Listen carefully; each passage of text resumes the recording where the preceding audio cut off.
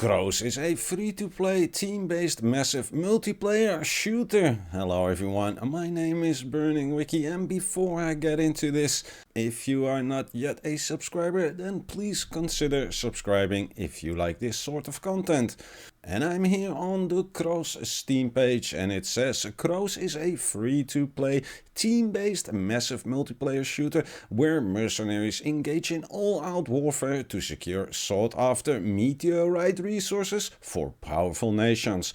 Conquer the battlefield by air, land and sea in this realistic and strategic twist on the squad shooter genre.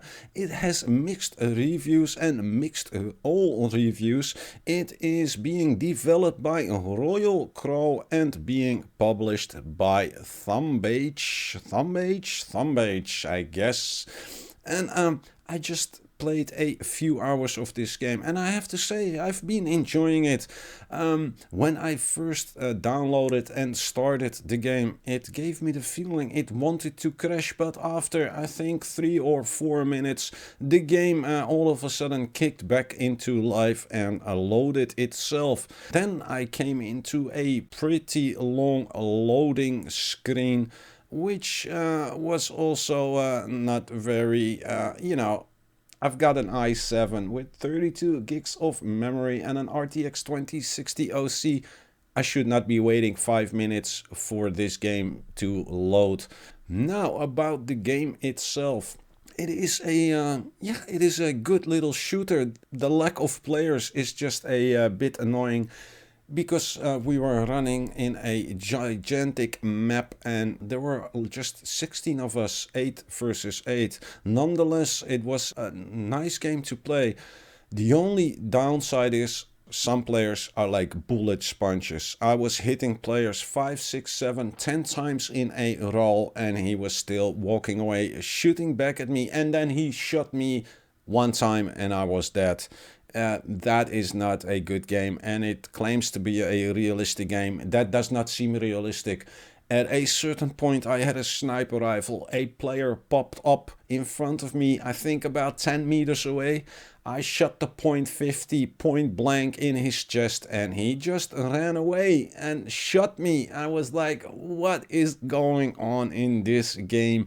I think the gunplay is good and the feedback from the guns and the gun sounds are also very good.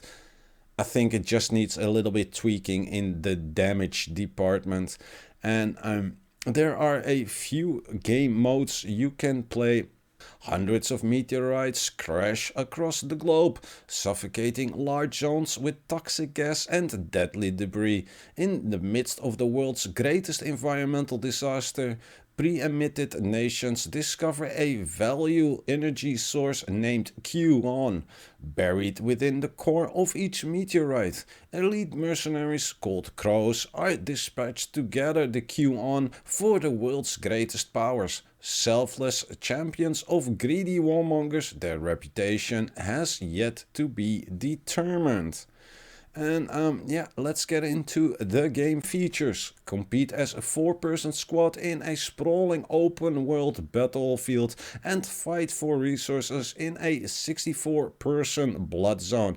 Coordinate as a team and conquer extraction sites with a variation of weapons and vehicles, including heavy tanks, attack choppers and high-speed combat boats. Leverage realistic physics in different environments to ambush the enemy and secure the upper hand. And side note here, a lot of the things in the world are destructible, and which is really cool to see in such a I want to say low budget games, but it sounds like then I'm talking down to them, and that is not what I mean.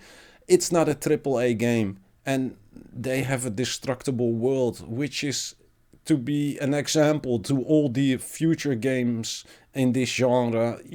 That's what we players want. If we shoot a missile or shoot with a tank at something and it looks like it's realistic that something should be destroyed, it should be destroyed. I mean, if you ask me, this is the way gaming should go.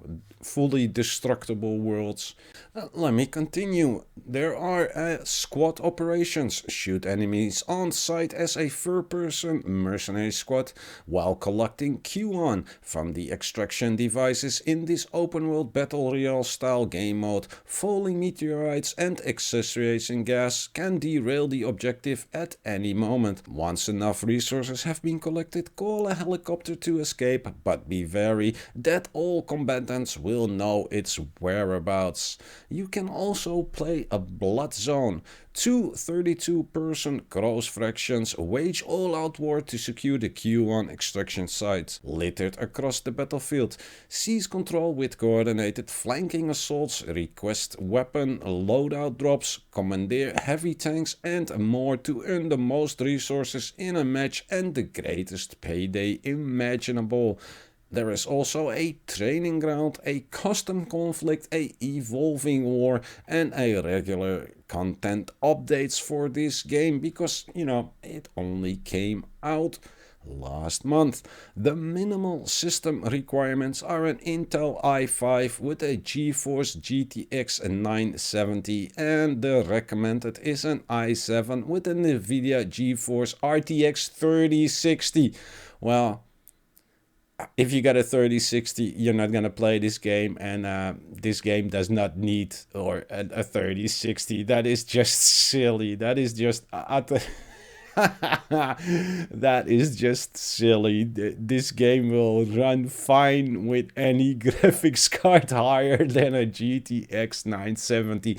The game looks good, but it does not need a 3060 by all accounts. But all in all, I did enjoy this game. It's just the bullet sponges. When you shoot a player 5 to 10 times and he still shoots back at you, you get the feeling like, what am I shooting? Rubber bullets? So, yeah, but, I'm sure the developers will tweak it. It's a free game, so if you like these types of games, go to Steam and, download it. Again, it is only 28 gigabytes, so it's not very big, is it? And I'm pretty sure if you're bored for an hour or two, this game will keep you busy.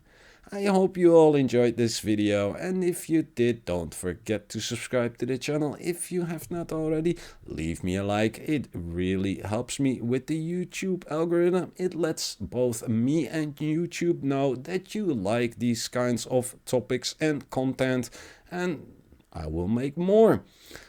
Join us on our great little Discord and follow me on Twitter. All the links are in the description. My name is Burning Wiki, and I will see you all next time.